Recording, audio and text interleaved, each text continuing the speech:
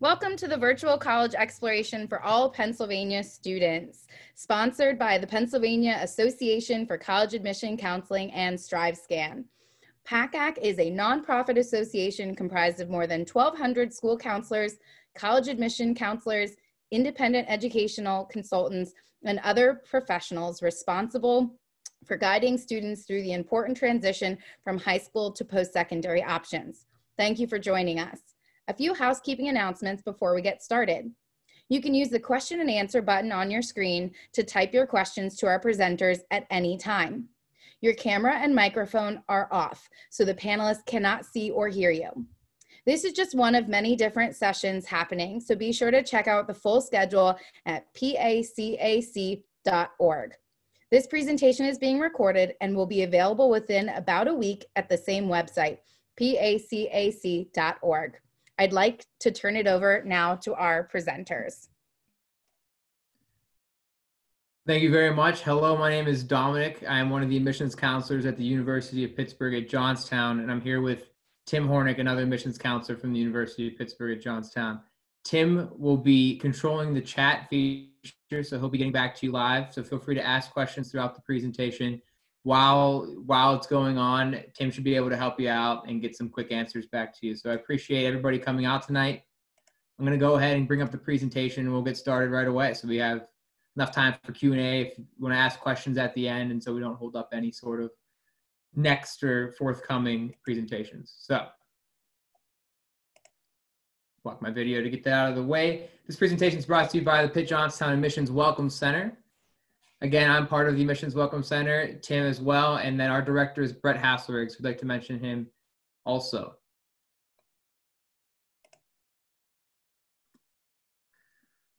So right away to start, choosing a university, and we'll talk about how Pitt Johnstown matches up against some of these important factors in choosing a university.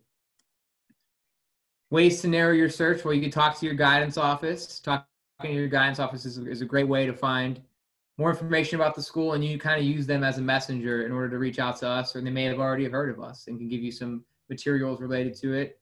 I typically visit the Pittsburgh area, and so when I would go on my high school visits when we were allowed to, when they were mostly not virtual, I could go Allegheny County and the 8 counties surrounding that county, and so I would do a lot of those areas, but I would leave a ton of materials at high schools just for the guidance office to utilize. So talk to your guidance office, and they know a lot of ways to find more information about different universities. Exploring your personal network. So if you know anybody that went to UPJ and how you might be able to reach out to them and get a firsthand opinion to it. The location, setting, and size of the university is rather important, and that might weigh for how you pick your top options or so for your university, whether you're willing to go out of state, maybe further across the state, or you want to stay and commute from your area, so stay local. And those are important factors in it. Our location, we're Western PA, about 70 miles east of Pittsburgh. So about 70 miles east of Pittsburgh. There are a few branch campuses in the University of Pittsburgh system: Pitt, Maine, Pitt, Greensburg, Pitt, Bradford, and Pitt, Titusville. Pitt, Greensburg is right in between Pitt, Maine, and Johnstown. But we're about 70 miles east of Pittsburgh. Our setting is much different than Pitt, Oakland would be, so the Oakland campus. First is the D1 inner city school. We're a much more laid back, smaller size school, about 3,000 students, which we'll talk a little bit more about in a little. And we have a nice picturesque campus that we'll take a peek at. Our size, we're around, like I said, 3,000 undergraduate students. We have one graduate program as of this year on our campus, so we don't make up much graduate students, about a handful. The size of the university itself could also weigh in. So we have a nice personalized experience, but do you want that, or do you want maybe something more larger scale? That's something to consider when narrowing your search. And then academic programs. We have over 70 different academic programs on our campus, and we offer full bachelor degrees and 2 associate degrees in healthcare. So you don't actually have to switch to Pitt, Maine if you don't want to. You can stay at our campus all 4 years. And then affordability. We'll talk about university cost a little bit towards the end of the presentation and give you a chance to kind of take a picture of that and have that information for you later on down the road. Campus visits. We do have virtual or in-person visits, so check out on our website the virtual campus tour. It's kind of like a 360 picture tour presentation, and so there'll be a tour guide with you during that as well. It was pre-recorded into that presentation. And we are doing in-person visits. We have slowed them down as of this week, but we have been doing in-person visits for the last month or so, keeping it to CDC guidelines along with temperature scans and daily health check forms in order to get onto campus. But feel free to reach out to our admissions office, and our information, I'll give you our information at the end for you to see that. Okay, so we talked about a lot of different factors that make up a university or make up the possibility in choosing that university. How does Pitt Johnstown weigh against those factors? Well, Pitt Johnstown is the first and largest regional campus of the University of Pittsburgh. So we were founded in 1927 in downtown Johnstown, but we're not actually in the city of Johnstown anymore. We're in a township called Richland, PA. We moved up there in like 1967. In 1970, we became a degree granting university. So again, you can get a full bachelor's degree from Pitt Johnstown. The bachelor's degrees and the degree itself, if you will, is just a University of Pittsburgh degree. It doesn't say Johnstown on it. The difference is really in the bottom right corner. The president of our university, Dr. Jem Spector, will sign there. Whereas at Pitt, Maine, it'll be the dean of your school will sign in that bottom right corner instead. So that's the only difference on the degree. Otherwise, the chancellor and our provost of the Pitt system will be signatured on that diploma. So it's really a Pitt degree and a chance for kind of a different setting and a different vibe, if you will, in order to get a Pitt degree. So again, we have the 3,000 undergraduate students. That ends up showing a student to faculty ratio of about 20-1. So our average class size is actually 25. My high school that I graduated from was in the Pittsburgh area. I had about 360 students in my graduating class. And so the average class size there was pretty similar to what I experienced when I went to UPJ. And I went all 4 years of my undergraduate from 2015 to 2019. I thought I even might transfer back to Pittsburgh and become a Pitt student downtown instead, in downtown Pittsburgh, but I decided I liked Pitt Johnstown so much that I stayed all 4 years instead. And my average class size was around that 25 mark. And the closer I got with my major towards senior year at UPJ, the smaller the classes got and the more personalized the experiences were. We represent almost half the country at 21 states. And the number of countries represented are 8. And so we do have international students, international programs. We do get students who decide to come to Pitt Johnstown instead of Oakland campus. The gender ratio right now is about 56% male, 44% female, about 50-50. And when I went to school at UPJ, it was around that mark too. So it hasn't changed too much. We've been consistently able to keep that. Here's some pictures of campus, especially now around this time. The leaves are all changing and it is rather beautiful. It's a rather scenic campus, but we have 655 acres. And located in the region of the Laurel Highlands, which again is southwest of PA, or southwest PA, east of Pittsburgh area. So just some quick drone snapshots of what campus looks like. During this time of year, it's especially pretty, I will say that. All right, well, let's review some of our academic divisions and programs. Again, we have over 70 different academic majors on our campus. And to go through some of them, just to give you an idea of what different majors we have. Well, business and enterprise, we have majors in accounting, economics, finance, information systems, management, and marketing. And minors are offered in economics and information system. Now, these majors also go into further detail. So accounting, for example, we have multiple types of accounting. We have the certified public accounting route, which is probably the more common one, I would say. Your CPA, that's where you're getting that acronym from, if you will. And then we have a CMA, which is a certified managerial accountant. So the CPA, I would say, is the more common one, but that just gives you the idea of how these majors break down. And finance is a similar way. We have a certified financial analyst track and then just a regular finance track. Information systems has healthcare information systems and general information systems, and management is broken down into general healthcare and human resources management. So again, that's makes up even more majors than what you're witnessing there. Our education program, well, our chair of our education program is Dr. Jerry Zahorchak. And at one point, he was the secretary of the Department of Education of Pennsylvania. And so he knows exactly what you're going to need, especially for PA students, in order to get certified, pass the praxis, and begin teaching in the classroom. We have early childhood degrees, middle level degrees, secondary and special education.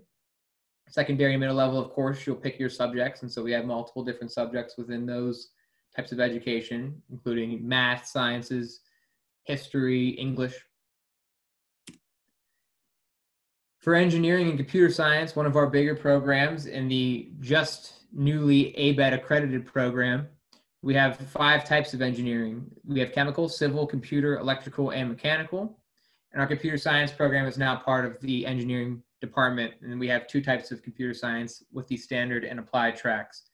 Again, full bachelor degrees in this type in engineering. And we are ABET accredited. So you can find us on the site if you search Johnstown under the ABET accreditation site, which is a world-renowned accreditation for engineering programs. Humanities actually offers the most minors and majors. We have a wide variety of things from communication, English literature, and types of writing, such as creative and professional. We have a thematic cluster of theater arts or music minors.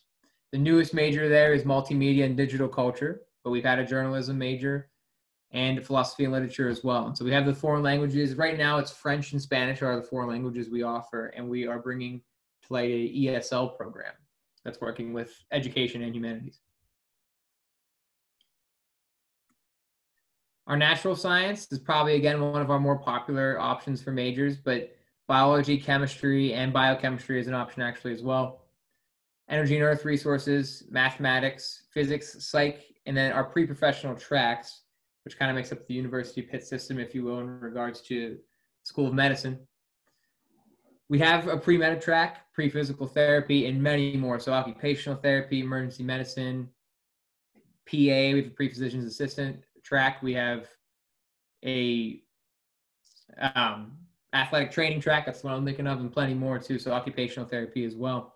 I actually just spoke with a family today whose daughter went to UPJ for the pre-occupational therapy track, and she's now at University of Alabama, Birmingham, to complete her occupational therapy school, actually, so she's now in a graduate program. So typically those students in the pre-professional tracks will pick biology as their major or chemistry, but this makes up a lot of our students just from these majors right here.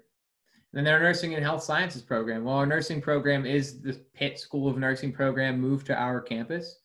And so it really is the same accreditation you're going to get at the University of Pittsburgh and the Oakland campus. It's just you're in Johnstown now, a little bit of a smaller class size and a little more of a personalized experience. You'll be doing your clinicals kind of in a different location. So that's really the differences there. But we meet the CCNE, the Commission of Collegiate Nursing Education, their accreditation, and we have that all the way until the end of this decade, I believe, we're accredited for. So then we'll renew it then as well. So yeah, I believe it's 2029 is the expiration on that accreditation. We'll just have it renewed like usual. Our students, when they pass the NCLEX, they directly affect the rates of the School of Nursing. 2 years ago, our students had 100% NCLEX pass rate. So that means they've passed on the first try. Everybody passed on the first try in that program. And last year it was a 95%. So we're typically over that 90% mark, which is great and really helps well for the School of Nursing and the fact that they're top in the nation. We do have healthcare management, as I mentioned earlier, and the associate degrees, the 2 that we have on campus are in medicine, and they are respiratory care and surgical technology. And the last division is social sciences, which has, again, another long list, including pre-law, which is actually a cluster of curriculum that will help you prepare for the LSAT. But environmental studies, geography, which one of my best friends when I went to UPJ did geography, and he is now in a graduate program for regional planning.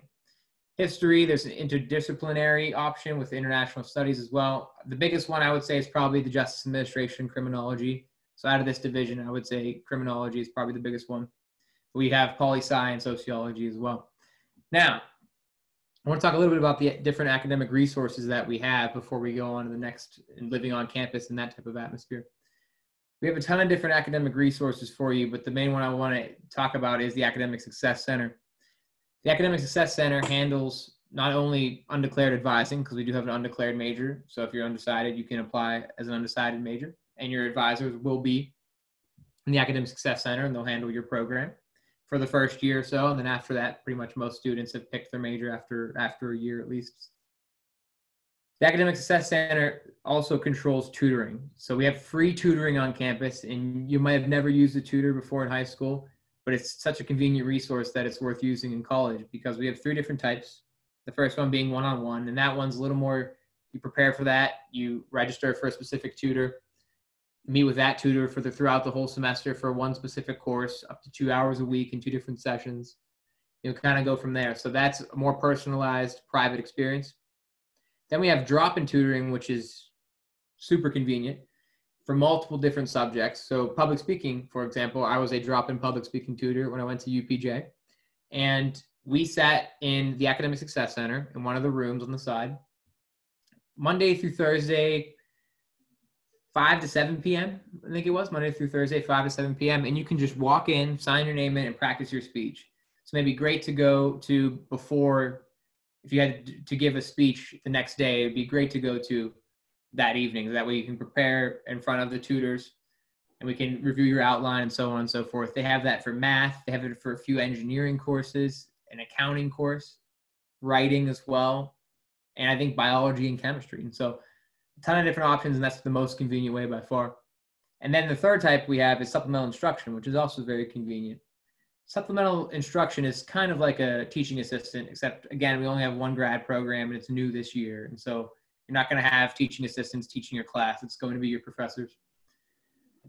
The supplemental instructor program is a hand-picked tutor by the professor of your course. That tutor took that professor in that course and will sit in on your class and review what you talked about every week, once a week. So they'll talk about it. I think it was especially convenient to go to before an exam. And so while, again, I didn't use it every week and I didn't use a tutor in high school, this was the most convenient way I found tutoring to be offered at UPJ, and it showed a lot of success. So I would go to it the week before the exam, and I took Western Civilization 1, for example. The supplemental instructor had note cards made up in the form of a Quizlet, so I didn't have to make any note cards or spend any time gathering study materials. He had maps for me already, and for the rest of the class, maps already made up, multiple choice questions that ended up some of them being on the exam itself because he works directly with the professor, and essay questions to prepare me for short answers. So he had all that for us, and that was way more convenient to go to the 1 hour session to gather all those resources and study from those than it would be to make up all my own resources and study tools and such. So it was worth going to that alone. But we have free tutoring across the board, and you can become a tutor as well for a paid campus employment opportunity.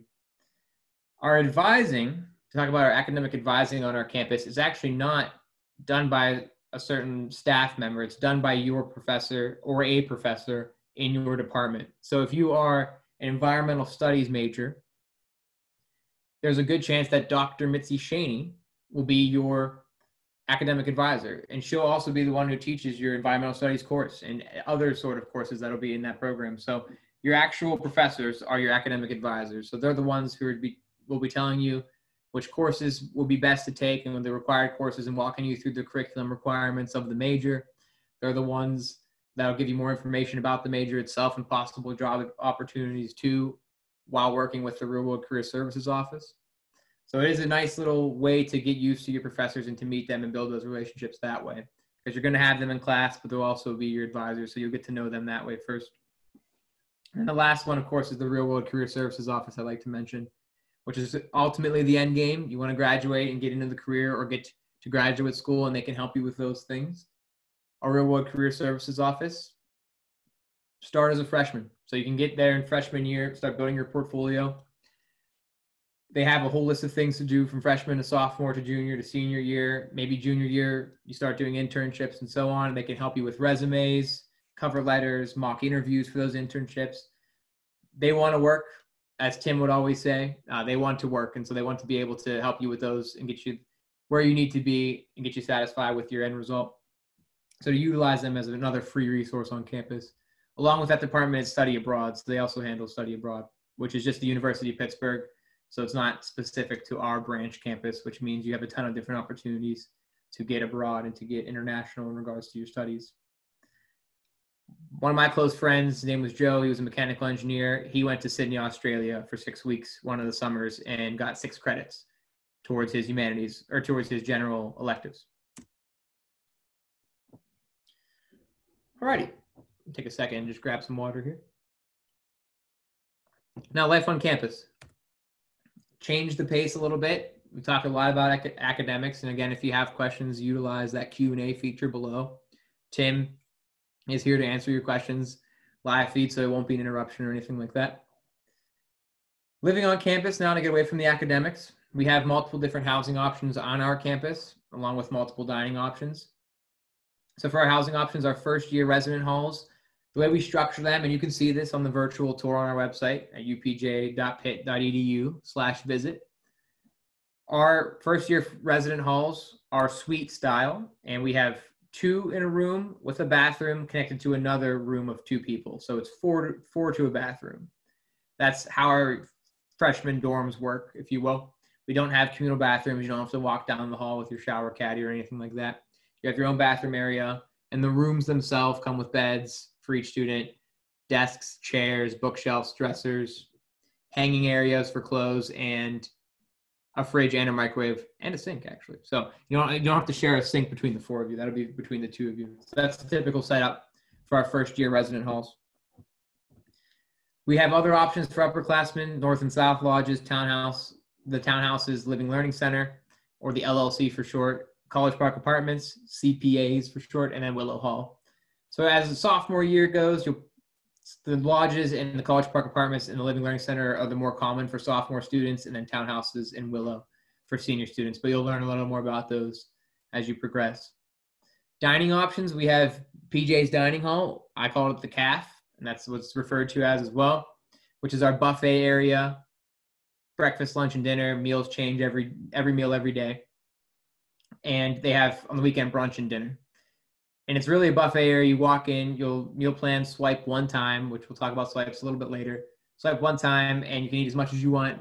Go to class, come back, you'll swipe again, and so on. But they have a meal of the month. Sometimes it's like lobster and steak, which is great, and it might be worth an extra swipe to do that. Crab legs sometimes as well. I've had that before. Guest passes are available as part of your meal plan if you're a non-commuter student and you don't have a commuter meal plan, you have an actual meal plan. Then the guest passes are available, and you can have friends up to your living area on campus over the weekend as long as you tell your RA and have them sign a form. And then dietary options are available in the cafeteria as well, including gluten-free, vegetarian. The Tuck Shop is my favorite place to eat on campus. I will say that. It's made of a few different vendors, such as Subway, so that one you can relate to. And then there's a few others you probably won't know, but one's called Freshens, which was my favorite place by far, and it had rice bowls and flatbreads and such. And there's a barbecue area now, along with a grill area, and then just some made-to-order types of snacks and foods in the middle of it. So a convenient way and my favorite place to eat. The Daily Grind is a Starbucks coffee shop right on campus in one of our academic buildings known as Blackington Hall. And then the Pit Stop, which is a Panera Bread spinoff, if you will, right on our campus as well. And it's right across from the Tuck Shop in the same building as PJ's Dining Hall, the Tuck Shop, and the Pit Stop is our student union. Those are all those are at. Now, opportunities for involvement. Well, we have a ton of different student life opportunities. So clubs and organizations, we don't have a finite list of them because some of the smaller ones will change a lot, and to change the list and continually printing it would be a little tedious, but your orientation week, they'll have an activity fair when you move in as a freshman. They'll have an activity fair for you with access to commuter students can go there as well and start meeting a bunch of different clubs that you can join. We have academic and honor societies. I was in Pi Lambda Theta, which was the Education Honor Society. After your first year, as long as you hold good academic standing and perform and exceed that academic standing, so above a 3.25 or 3.5, I believe it is, you'll receive an email to join one of the honor societies. And you get a little bit extra attire during graduation ceremony if you're in one of the honor societies. So there's different, cords available and such that you can add on it. Either way, those are available to you for every major. There is a little bit of Greek life on our campus. Just to show you my personal experience, I had friends that were in Greek life. I had not joined Greek life, and I was able to socialize with people that were in Greek life and people that were out of Greek life. So it's really your option, and that's what's nice about UPJ is the different fraternities and sororities can still relate and socialize with everybody. Club and intramural sports. Club sports, some of our biggest ones are ultimate frisbee, ice hockey, cheerleading, and rugby are our biggest club sports. And then intramural sports, we have rec leagues at the Wellness Center, which I'll talk about in a second, that you can win t-shirts if your team wins. And there's co-ed sports such as volleyball, wiffle ball, basketball. We have fine arts. Dance ensemble has a recital every year. We have concert band and jazz band. We have concert choir as well. And we have plays and musicals. And then religious organizations, right now we have a Catholic and Protestant ministry on campus, but this leads me into how you can bring your own club if we don't offer the same club. You can bring your own service the same way as you can bring your own club. So as long as you have 10 or more people, you can start your own club that way, and the bigger it gets, the more money gets allocated through our student government. Same way with your own service, religious service or spiritual service. The Wellness and Zamias Aquatic Center is a massive building that has a basketball court, indoor track in it, rock climbing wall, the free weight area for working out, cardio equipment, cardio machines, and so on. And then as part of that is the sports center, which our teams will play at if you want to go watch a basketball game, something along with a wrestling match, volleyball, any of those you can go watch, and those being the sports center. And then as part of that, we have the Zamias Aquatic Center, which is a pool that they have for open swims for that you can go, or you can go and join scuba class and get a 1 credit scuba class and get your scuba certification, which is cool. That's available at the Zamias Aquatic Center as well. And then you are a Pitt student, remember that. So you do get free software, as all Pitt students do, doesn't matter which campus you go to. So in the University of Pitt system, there's free Microsoft Office. That's part of our package deal. So if you get a new laptop and it doesn't have Microsoft Office on it, that's free download for you, Mac and Windows. There's also season tickets to the Pitt Panther games, for example.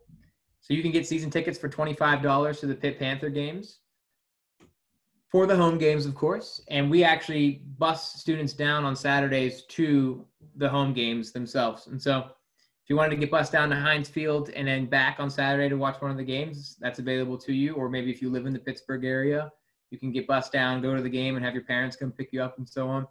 So that's an option as well. And then around our community, we have discounted movie tickets, $5 movie tickets at the Richland Cinema, 2 minutes from campus.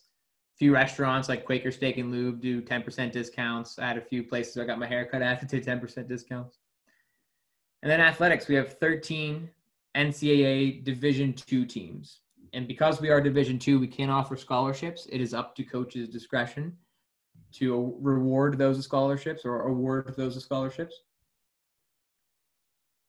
And then we play in the Pennsylvania State Athletic Conference, the PACAC for short.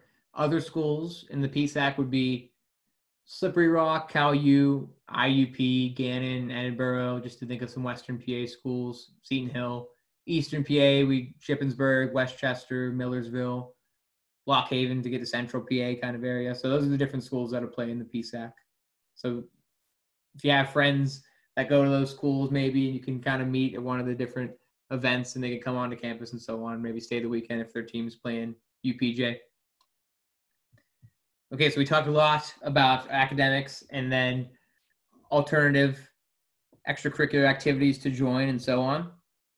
But I want to get into the enrollment process itself now and how to apply to UPJ. It's a pretty easy enrollment process. The admissions process, how to apply the required materials for the class of 2021. This is this year specific. We require the application, which is online or paper. And it's online right at upj.pitt.edu/apply. Free to use, by the way. It's a free application. It's free to fill out. So it'll be pretty quick, and you don't have to pay for it or anything like that. That's one of the required ones. And then your high school transcript. So have your guidance office send us your high school transcript as part of the other required materials. Now that is for every major except nursing and engineering. Nursing and engineering still require test scores. We can work with the nursing department if something were to come up, or if, things happen such that test scores or testing sites continue to get canceled and so on. We'll adapt to that as well. And I just spoke with nursing today. They are working with the process as well, that if students really can't take the SAT or ACT, we'll have processes and ways to admit them. So that's something that between admissions and the nursing department, we're working out right now. Either way, for nursing and engineering, still have those test scores required. Everything else, test is optional. Essays and letters of recommendation are also optional. Thus, the easiest way to apply, I think, is by paper, but right now online is the way to go for sure. So online, because of the pandemic as well, it's super convenient to apply for free there. You can fill out a self-reporting academic record, which is like your high school transcript, except you're the one entering all the information in there, and we'll certify that it's true as we compare it to your high school transcript. You will have to submit your high school transcript, a final copy of it, after you graduate, and that'll be sent to the school from your guidance office. But right now, it's super easy to apply online, and it's a quick process, and our turnover is about 3 weeks. So once we receive your application, we can then mail out an acceptance package after we've reviewed and completed the process. Some scholarships that go along with the admissions process that are available. We do have merit-based scholarships.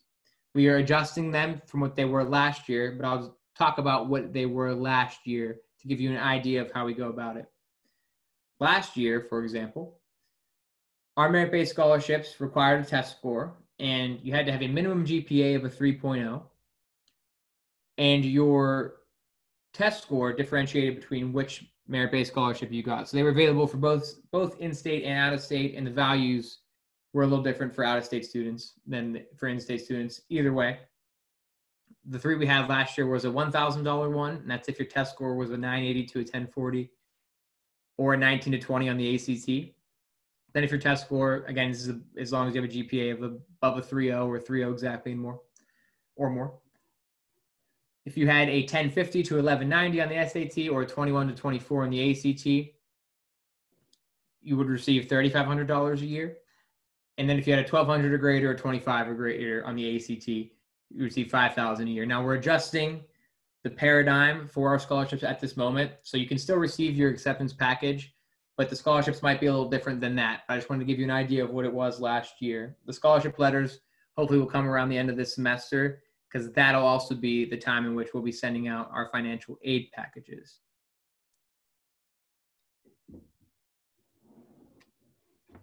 Which actually, I'll jump to financial aid now since I kind of transitioned into it. But the FAFSA opens for applications October 1st, so you're able to fill out the FAFSA now, your free application for federal student aid. April 1st is when it'll close. Priority mailing, and so you want to have it done by April 1st, but if something were to come up, you could fill it out up until June 30th. But just to keep things simple and keep things with the process, it's best to fill it out April 1st if possible, but before April 1st if possible. And then in December, we start mailing out our awards for our financial aid package, just to give you an idea of what you might have. You can fill out the FAFSA at fasfa.ed.gov, and our school code is 008815. Now, our school code is for the entire University of Pittsburgh. So it's not actually Pitt Johnstown. You won't be able to find a Johnstown specific school code or a Greensburg specific or a Bradford or Titusville. Every University of Pittsburgh campus, branch campus, regional campus falls under the Pitt system. So you don't have to worry about trying to find the Johnstown specific one. After you submit your FAFSA, you'll complete your verification process. If you're selected, your first year, it's about 1 out of every 3 people who apply with the FAFSA or get selected for the verification process, which our financial aid office does a great job of helping students out. It happened to me 1 year that I was selected for verification. Receive and review your financial aid award. Again, we start mailing those out in December, so the earlier you have your FAFSA done, the earlier you'll get that information. And then you can accept awards after you commit to UPJ, which will be sometime later in May. So we do have rolling admissions, and so we don't necessarily have a date in which you have to be applied by. However, we recommend by May 1st, you've applied and submit your tuition deposit, just because the way timing works and being able to get those next steps, everything kind of falls into place that way. So we recommend by May 1st. However, we do have rolling admissions. To get back about financial aid here, we still are doing the Pitt Success Pell Match. So the Pitt Success program is a program associated with the FAFSA process. And if you apply for federal student aid and you receive a Pell Grant in any amount, it's up to $6,345. Pitt will match it dollar for dollar. So we have had students before who got $6,345 in a Pell Grant, and we were able to match that to a $12,690, which is great, but any amount will get matched. So even $1,000 gets matched and makes $2,000 total. So Pitt is still doing that for this upcoming year as well. But you won't know if you get a Pell Grant unless you apply using the FAFSA. I think the best advice too is if you have a local school, maybe your high school or community college is doing a financial aid workshop, or maybe attending a virtual financial aid workshop, and even talking to our financial aid department is a great way to get some more information if this is your first time filling out the FAFSA. It can be a little tedious, but it's worth it. Now I want to go back on this to give you the opportunity to take some quick pictures of this, because this is an important screen. These are our tuition and room and board expenses for this year. So if you're a PA resident, on the left side, those are yearly tuition rates, yearly rates there. And then our housing rates are actually yearly, and the meal plan are the only things that are per term.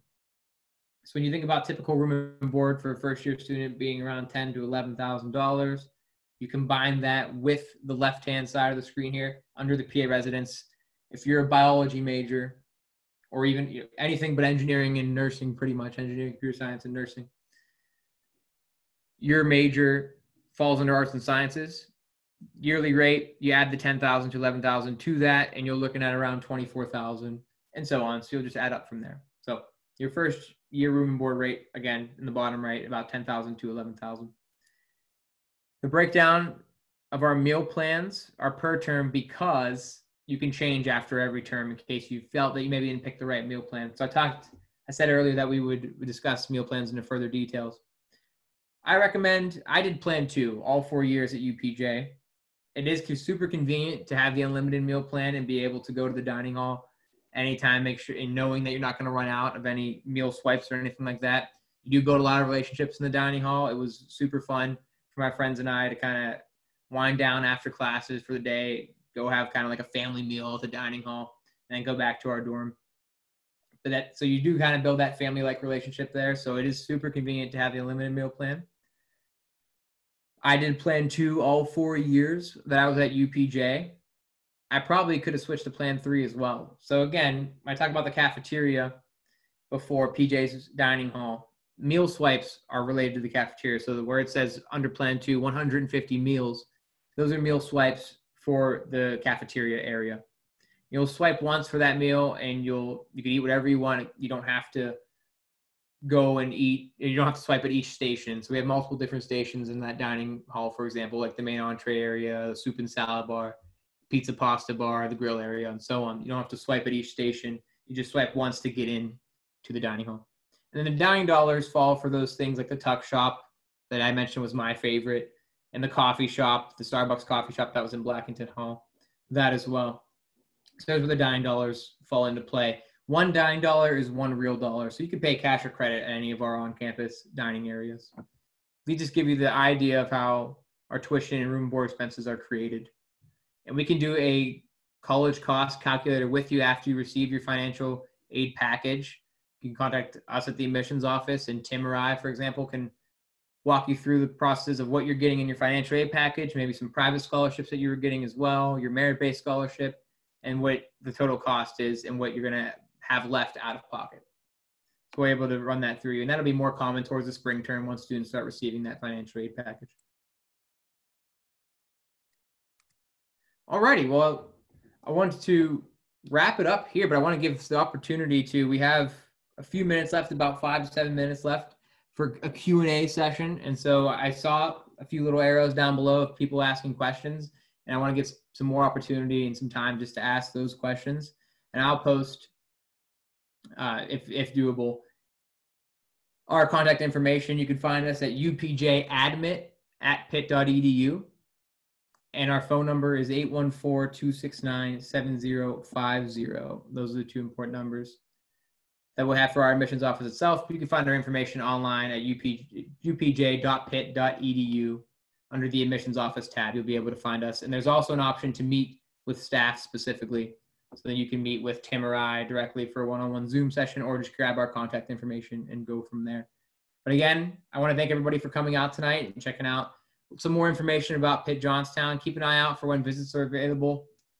And if they aren't already filled up, if you have the opportunity to visit campus, please do, because it is a very beautiful campus. And I think that will help out a lot in your idea of Pitt Johnstown. So thank you so much again, but we're sticking around for a few more minutes to do a little Q&A.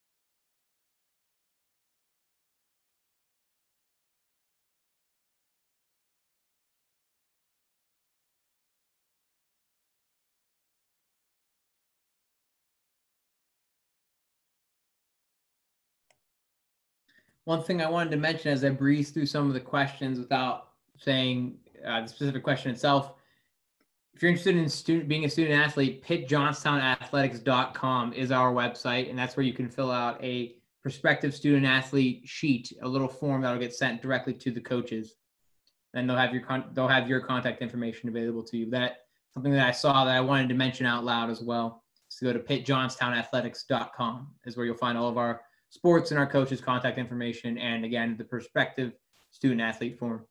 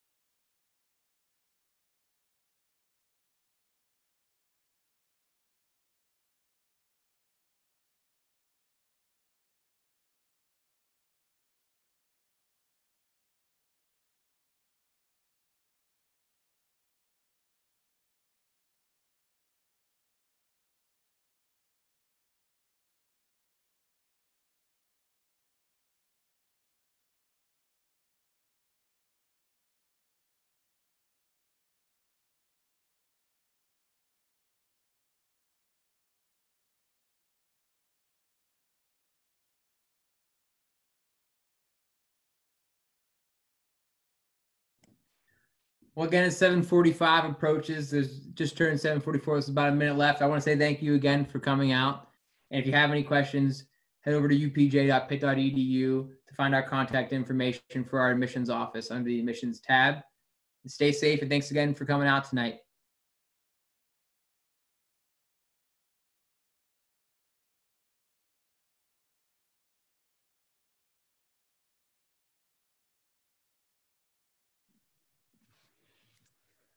Thank you again for joining us. When you close this window, there will be a link to a very quick 4-question survey. We'd appreciate any feedback you can provide. Also, this was just one of many sessions being hosted, so be sure to sign up for additional sessions at pacac.org. In about a week, you'll be able to find this session's recording as well as all of the other session recordings, again, at pacac.org. Thank you again and have a wonderful evening. Thanks, you too.